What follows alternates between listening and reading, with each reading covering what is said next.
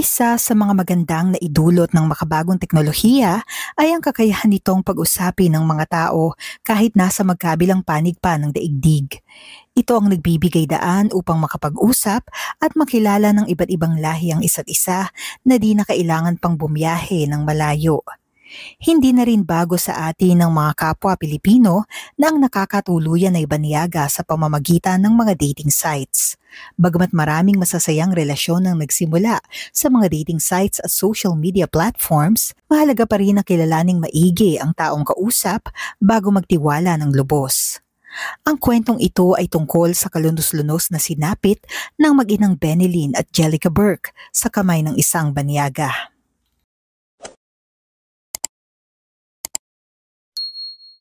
Si Benilyn Aquino ay isang Pilipina. Porsigido siya na makatapos sa pag-aaral kaya naman nagsumikap sa trabaho ang kanyang kapatid na si Sheila para matustusan ang kanyang edukasyon.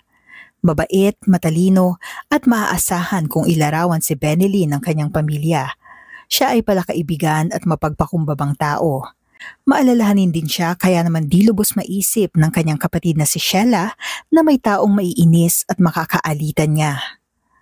Tulad ng marami sa atin, nag-explore at sumubok si Benilyn sa mga dating websites. Doon ay nakilala niya ang British man na si Lexington Burke noong taong 2015. Nagkagustuhan ng dalawa, kaya naman lumipad si Lexington sa Pilipinas para magkakilala sila ng personal ni Benilyn. Hindi nagtagal ay ikinasal ang dalawa sa Samar noong July 28, 2018. Makalipas ang isang buwan ay isinilang ang kanilang anak na si Jellica.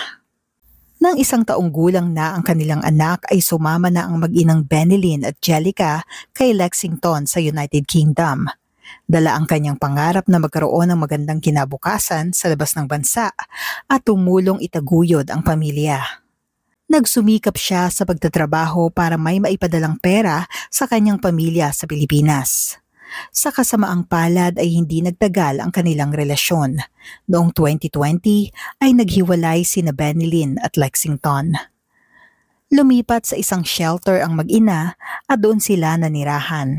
Dahil likas na mapakisama ay agad siyang nagkaroon ng mga kaibigan na malugod na tumulong at nagbigay suporta sa kanila sa pamamagitan ng pagbabahagi ng mga pagkain at iba pang mga pangangailangan. Bagamat hiwalay na, ay nagkasundo si Benilyn at Lexington sa custody arrangement ng kanilang anak. Nagtrabaho sa isang care home si Benilyn at nagbenta ng car vacuum cleaner online para may maipadala sa pamilya sa Pinas. Nang patapos na ang Pebrero noong taong 2021, hindi na makontak ni Lexington si Benilyn. Ilang beses niyang sinusubukang kontakin ang kanyang ex-wife subalit wala siyang natatanggap na sagot. Hindi ito nagre-reply sa mga text messages at sumasagot sa mga tawag niya.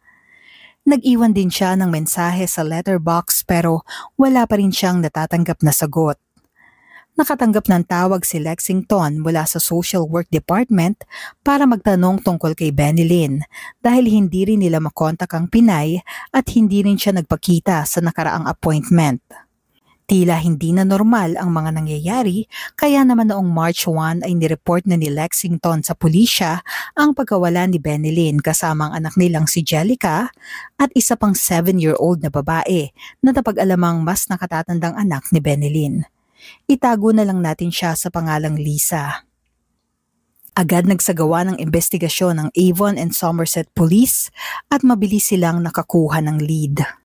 Isang kotse ang na-trace sa Gloucestershire kung saan huling namataan sina Benilyn noong oras na yon. Matapos ay nagtungo ang sasakyan papuntang Scotland. Nahagip sa CCTV ang driver na nagkakarga ng gas sa isang gasoline station.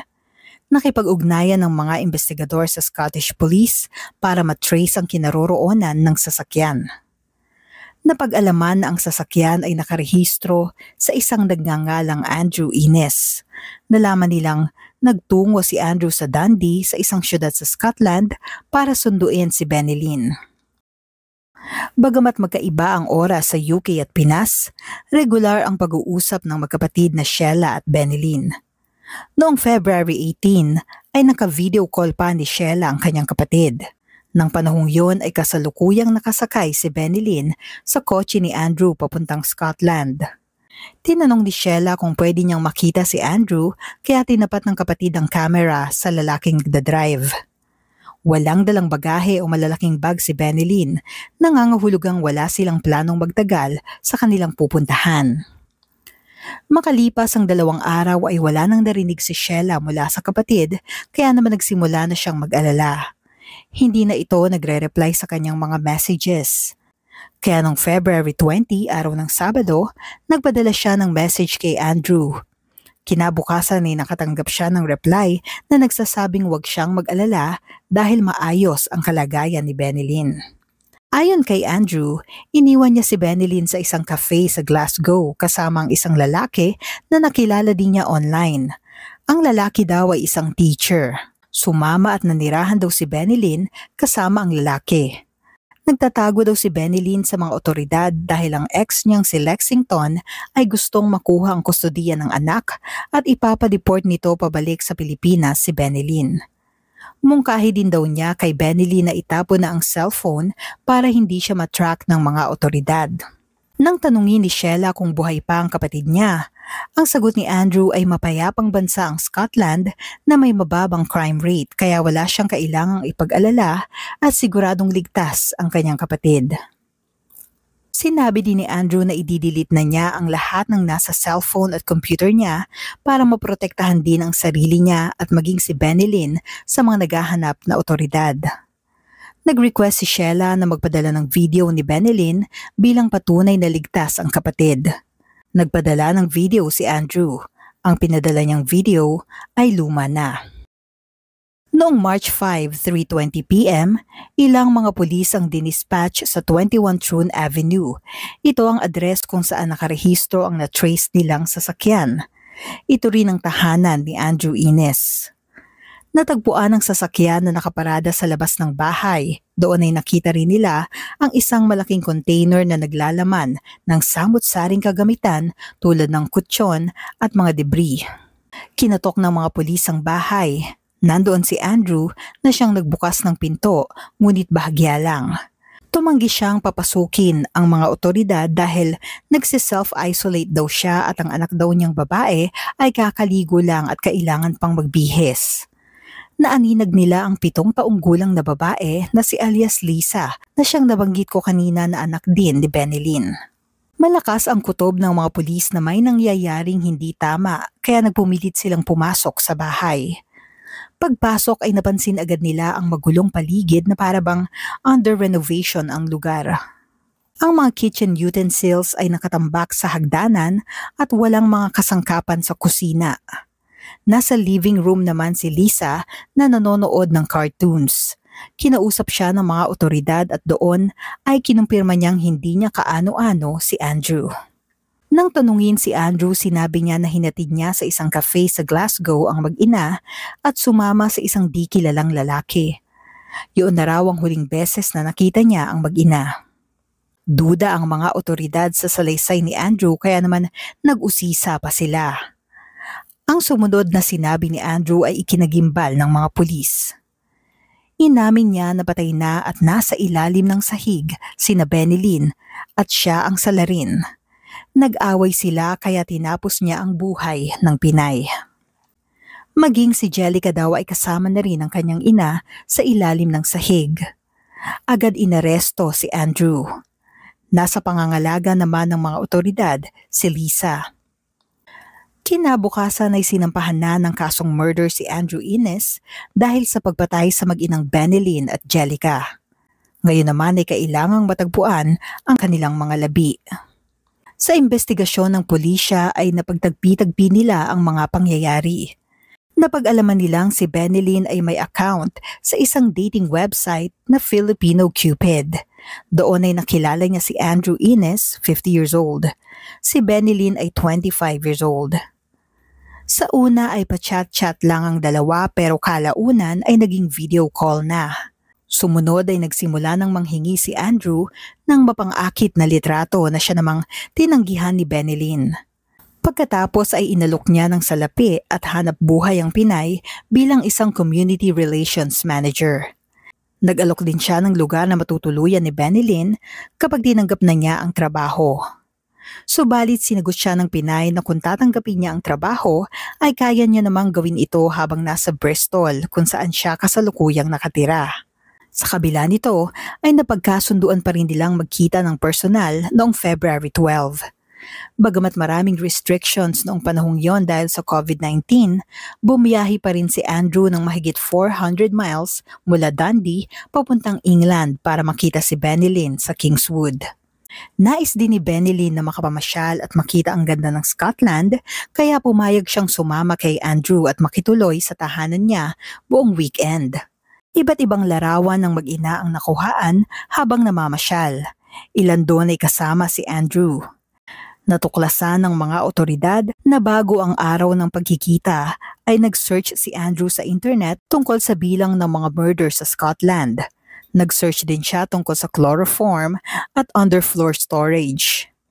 Noong February 23, mahigit isang linggo makalipas ang pagkikita nila, nahagip sa CCTV si Andrew na bumibili ng graba at mga DIY tools.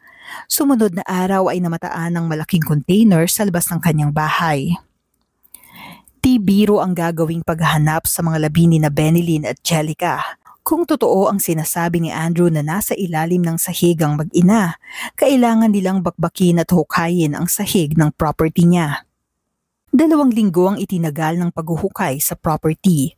Hanggang noong March 19, tumambad sa kanila ang katotohanan na si Andrew ay hindi nagsisinungaling.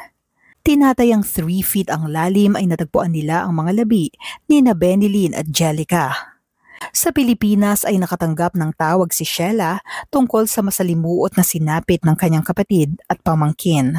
Hindi makapaniwala at lubos na nalungkot ang pamilya sa sinapit ng kanilang mga mahal sa buhay. Sa pagpapatuloy ng investigasyon, napag-alamang si Andrew ay isang software developer na wala pang criminal records. Ipinanganak siya sa isang military base sa Germany noong taong 1970.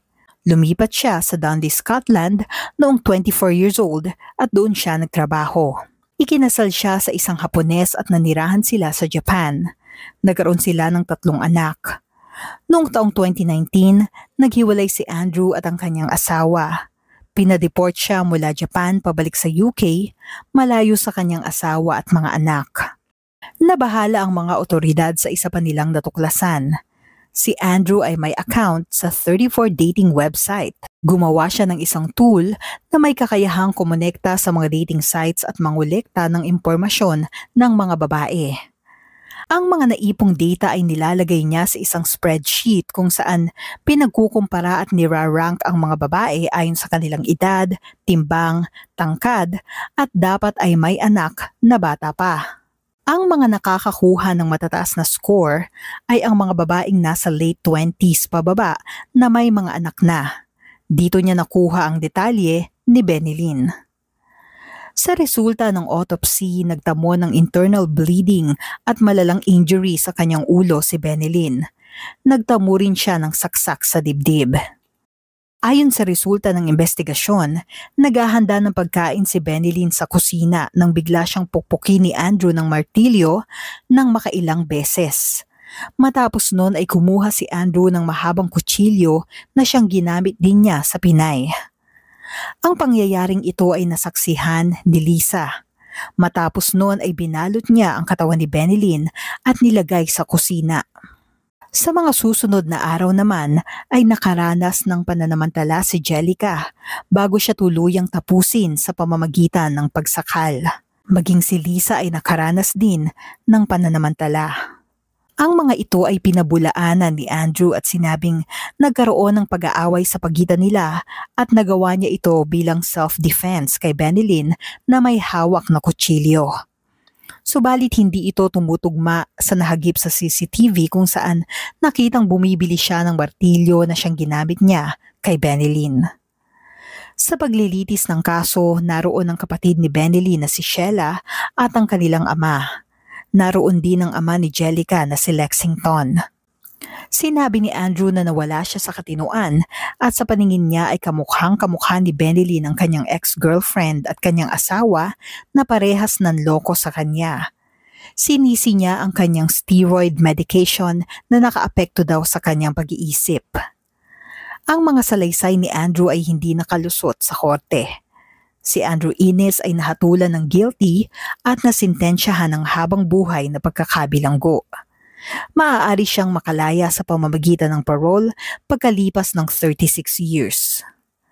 Halos gumuho ang mundo ng ama ni Benelli na si Benedicto nang malaman ng sinapit ng kanyang anak at apo.